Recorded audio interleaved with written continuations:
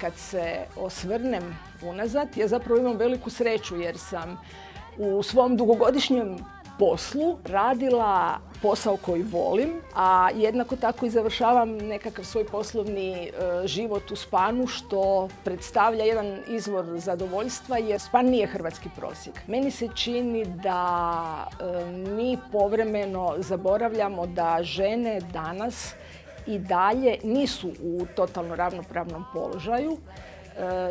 Ta situacija se mijenja i je bolja iz dana u dan, ali mi iz perspektive Spana povremeno ne vidimo onu drugu stranu, jer i dalje ima žena koje su u podređenom položaju, koje su pod nekakvim mobingom, tako da bi ja poručila ženama, volite sebe, ali volite i druge žene.